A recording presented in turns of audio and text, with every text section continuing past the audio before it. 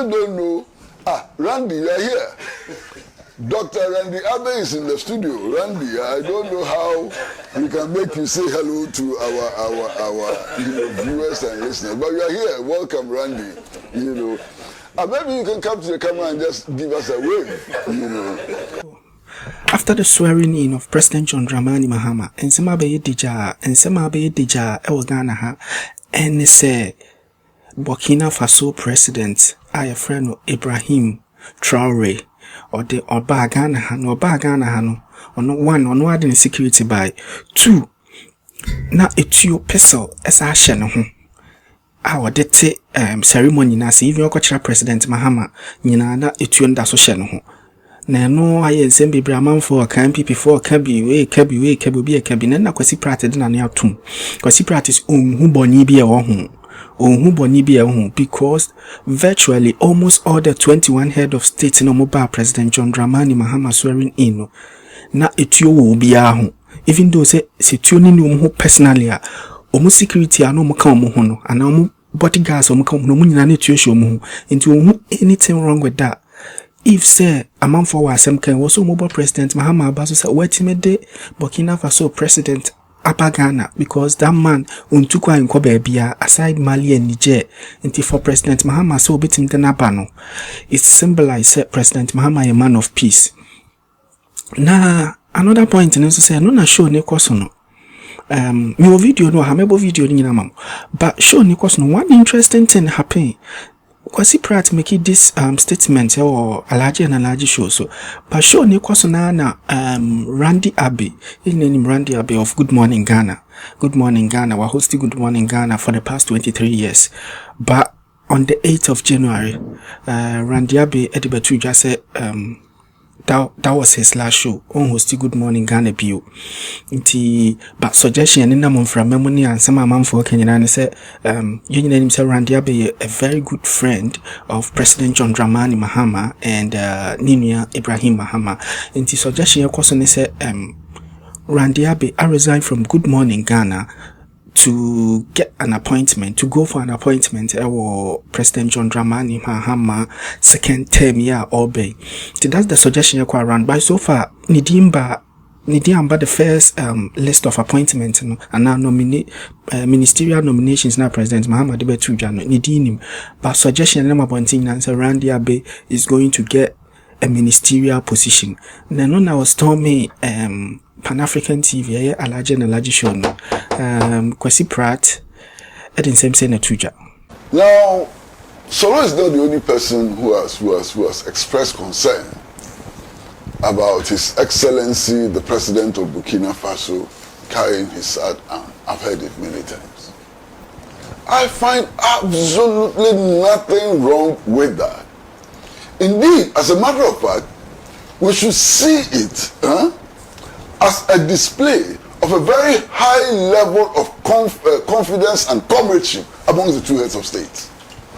If the head of state of Ghana is comfortable with his colleague, carrying his side arm in his presence and so on, what does that mean? Can you imagine the level of confidence that exists between the two of them? And I've seen all the videos. The level of confidence, brotherliness and so on, between Ibrahim Traore and John Dramani Mahama is extraordinary. That's the kind of thing we saw between Nkrumah and Ahmed Sekuturi and Modibo Keita and others. I saw them at a place I thought it might be the president's house. My goodness, I was so heavily impressed. This is what we must commend. In any case, no president anywhere in the world goes anywhere without weapons. No president. It doesn't happen. No president. Indeed, those who are complaining about Ibrahim Traore carrying his side arm, did they see the visit of American presidents to Ghana? That's why they didn't complain. American presidents came to Ghana. Their security drove away the Ghanaian security completely. They took over everything, including the protection of our own president. And that one, you didn't complain because it's American president. I mean, look, this deliberate bias against us because we are Africans ought to stop. If American president can come and behave the way they behave with their security, this is nothing. And I think we should put it aside. The most important thing is the statements which have been made by President John Dramani Mahama consistently before, during, and after his inauguration. And that statement is very simple. He says, look, we in West Africa are the same people. And indeed, we are the same people. And he talks about the fact that people in Burkina Faso and in Ghana speak the same language, they have the same culture, and so on. In fact, if you go along the borders, whether it's La Côte d'Ivoire, Togo, or Burkina Faso, the people there don't recognize these artificially created borders. They move in and out as if there's no border. You understand? So that is the spirit which should lead us on. And this recklessness of some ECOWAS leaders in attempting to subvert Burkina Faso, Mali, and Niger should not be tolerated by we the citizens. Why? They met and decided to take $20 million. The insult of it, $20 million from France to go and wage war on Niger, to take Ghanaian soldiers, Nigerian soldiers, and others to Niger to go and die. $20 million. Can you imagine? This is what we should be condemning. Now there's a new atmosphere which may lead, and I say may lead, to the resolution of the conflict between ECOWAS and the Alliance of Sahel States. Even if it doesn't lead to the resolution of that conflict, it provides a basis for developing a working relationship with the Alliance of Sahel States. And I'm happy, about that. I'm extremely happy about this development, which manifested, at the inauguration of President John Dramani Mahama. I'm so very happy that this development has manifested there.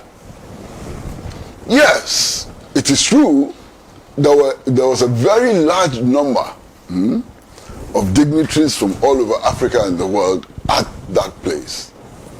I cannot say for sure that this is the first time. I cannot.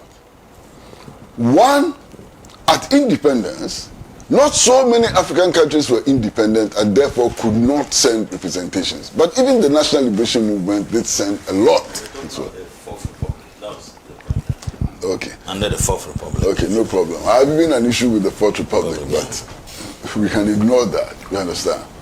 So I'm not so sure that this is true. You understand? But be that as it may, it was an impressive turnout of all sorts, and I mean all sorts of leaders. Extreme right-wing leaders, dictators, people with democratic pretensions, and so on. Everybody was there. Okay? To some extent, that is pretty confusing, because you cannot use the attendance to judge the direction of the new head of state. Okay? But in another vein, it may look impressive to the extent that he's able to deal with all these different people with different persuasions and so on. It may, some say, be a good omen for the new Africa that all of us aspire to construct. But it is interesting that strange people, with strange relationships and so on, all trooped to the Independence Square, for this obviously grand inauguration of President John, Dramani Mahama. One of the questions which have been asked, and I'm sure all of you have heard that, is why the choice of Tinubu, the Nigerian head of state, as special guest of honor. And I've heard so many answers. One of the answers simply is that he's president of ECOWAS, and that immediately entitles him to be guest of honor. Well, what can I say? Can't say much, if that is the reason. You understand? But it was brought in as a symbol of something, What is that symbol? Because Nigeria is in a far deeper economic mess that Ghana is now. There have been issues about his own democratic credentials which have not been resolved. There are issues even about who he says he is. We still don't know.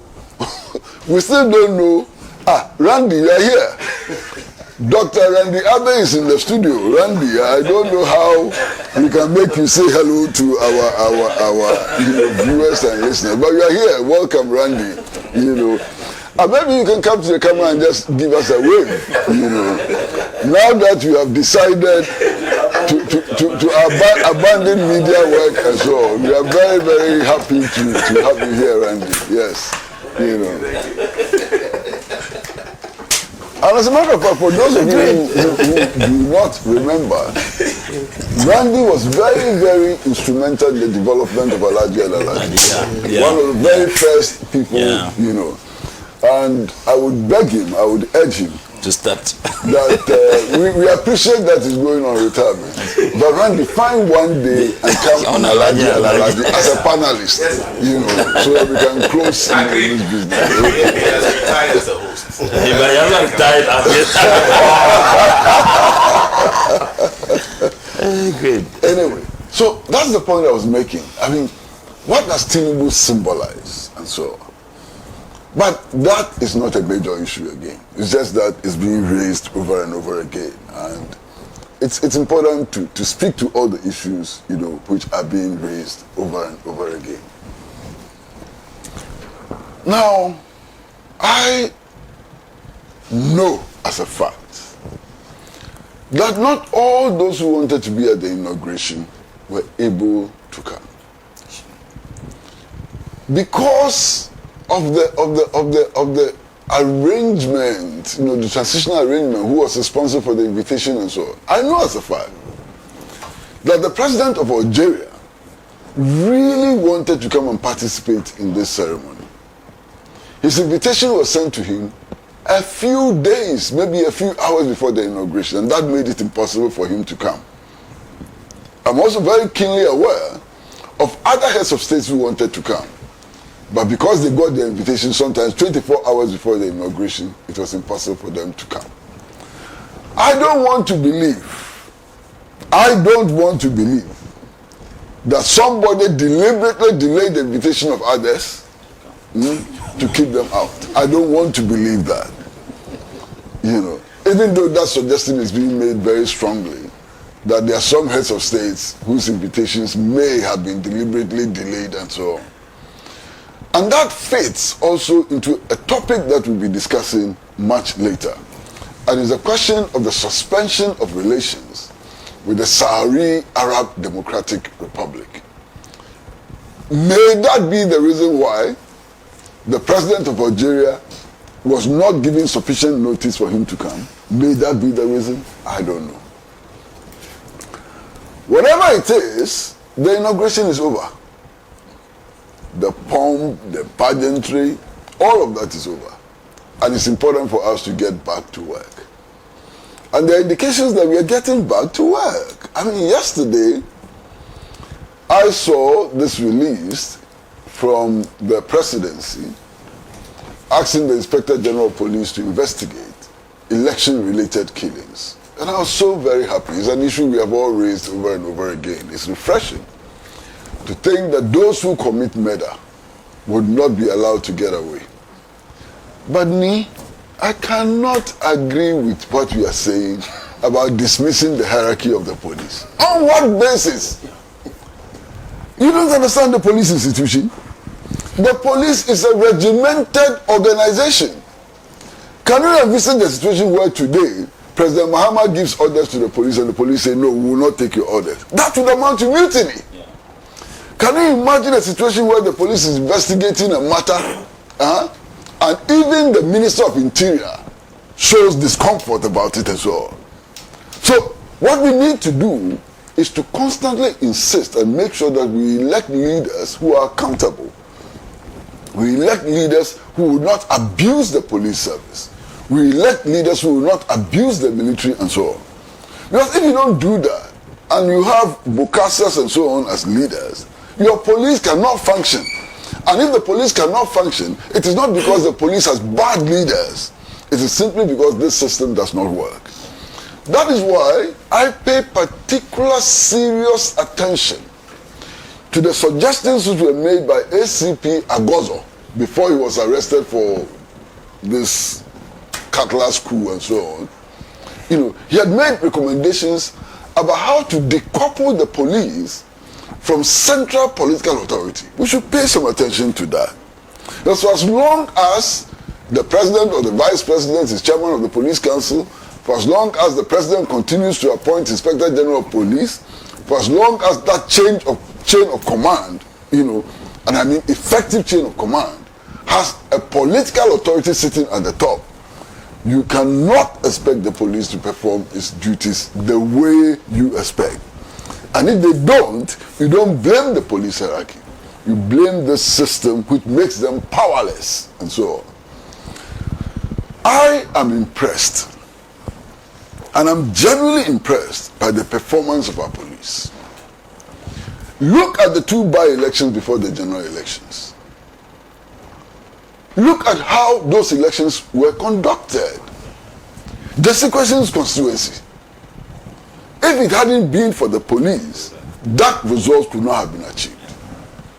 You understand? To the extent that political activists and even some wayward police officers and so on started planning to change the police hierarchy before elections because it was a danger to the ambitions of one political party and so on. We should take note of that. And we should commend the current police leadership for an excellent job. And I say this with all sincerity. Even this election, the calm and peace and so on. I mean, I don't know, maybe Mutala would know, but for those who have access to intelligence reports, it's a miracle that this election turned out the way it turned out. You understand? If you knew what was at stake before and even immediately after the elections and so on. And that is why sometimes, even though I'm uncomfortable with all these statements about Bawumia being a sportsman and having considered defeat and so on, sometimes it makes me a little uncomfortable. Okay. But I allow it to go. Because if Dr. Bawumia had not considered defeat at the time that he did and so on, I don't know what would have happened based on the intelligence which is available. You understand? So he had no option. He had lost the elections. And it was like overwhelming. He had lost the elections. He had no option. I mean, it's not as if to say that if you lose election, you can say that you haven't lost and so on. If you've lost, you lost. You have to go. You understand? So he did what was expected for everybody who has lost elections.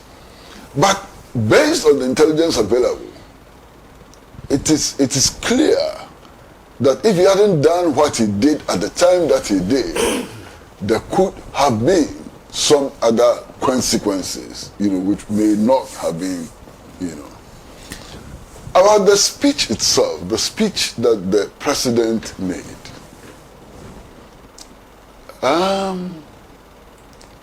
That was not the speech of a Fidel Castro. Okay. That certainly was not the speech of a Sekou Touré. It was not the speech of an Nkrumah. It was not even the speech of a Nelson Mandela and so on. Nonetheless, it was witty. Okay, it was witty. And I've heard many people, including some of the panelists here, say that at least there was no plagiarism. My goodness. But look, that's an indication of how low we have sunk. If we are assessing presidential speeches and we are happy that they were not plagiarized, and because they were not plagiarized, they are good. What level is that? What depth have we sunk to? Because of our history. I mean, that's sinking too low. Yeah. Presidential addresses should inspire hope. You know, presidential addresses should give us confidence. Presidential addresses should unite us. presidential addresses should be about dreams of our people, dreams of our forebears, dreams about a new nation and so on.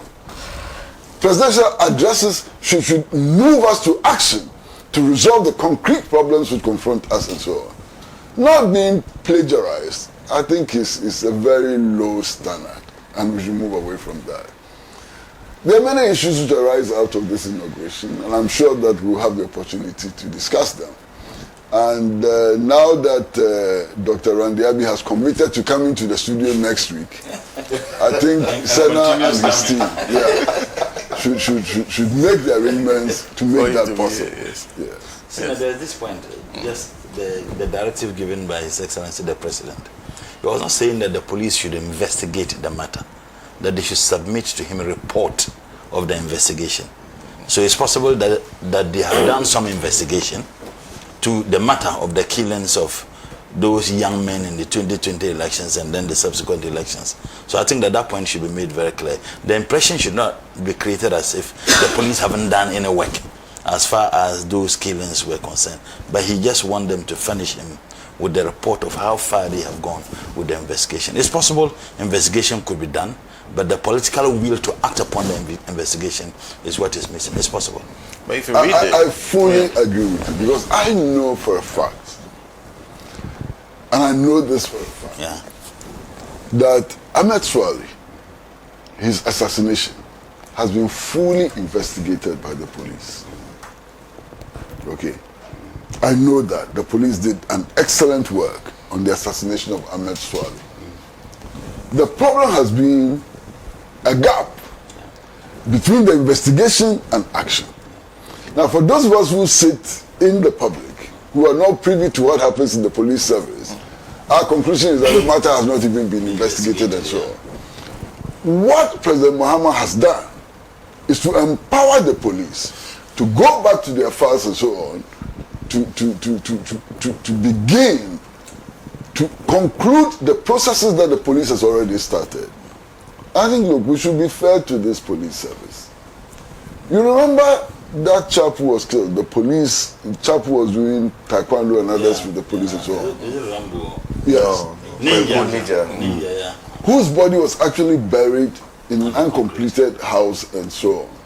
The police, within a matter of weeks, were able to investigate to find the killers. This Ghana police, the Achia Mensah case, that's history, was able to investigate and establish the killers of Achia Mensah and so on. The police has a record, an impeccable record of achievement. And the Ghana Police Service has some of the best investigators in the world. I mean, the former IGP, Appiaji, is one, Apietu, thank you, boss. Apietu, look at his record. An excellent forensic investigator and so on. I mean, you look at somebody like Kofi Boakye and his record. So we have the men. And we have the facilities to carry out investigations if we do not have political interference, So we should be soft on the police service. I don't know if any of us were IGP or deputy IGP or whatever, we could have done better than what these people have done, given the kind of political pressure that the police has come under over the years. But isn't it a bad culture? I'm even coming because the point is that I am yet to hear from any IGP make the points that they have always been pressured. The current IGP has not come out to tell us that he is always under pressure from the presidency. So all he says that he has to leave office. No, you have to, because the point is that you are there to maintain law and order. So that is the point. That is the point Sina was making. If you look at our constitutional arrangement, based on the statement that was made by the gentleman who is now being prosecuted for, if you look at the structure, it's virtually tied the hands of those, security forces at the expense of the appointing authority. It's like the loyalty is not to the state, but the loyalty must be to the appointing authority. That's not what the Constitution says. So now I'm saying that the Constitution is so clear. We would accept. The Constitution is so clear. Solo and me. You see, sometimes when we are taking public positions, we need to ask ourselves questions. Yes. ACP Agbolo came out boldly and criticized this current arrangement. Yes. And said it does not make for good policing. Yes. Look at what he went through. How many of you stood up in solidarity with him? You see, look at the pain he and his family had to go through and so on. So we sit here and say, why? They should defy authority. Defy authority, would you feed his family? Defy authority. When they drag him before the court, would you be with him? So don't let us behave like that. No, the point must also be made that you don't go and take a position that you are expected to do A, B, C, D and refuse to do that and come and tell us that because you are president. So they are not expected to do A, B, C. Yes. The constitution by its very nature makes them subordinate to political authority. No, but they also enjoy some level of independence. From where? Read it from the constitution. Then the constitution doesn't say that. Read it from the constitution. Why the police service enjoys independence? Why is it, if granted that they enjoy some level of independence, why is it that it takes the vice president to chair a committee where the security, or even the president, if you talk about the military and then the police and other security, forces, that the one who chairs the committee must be a politician? Why is it so?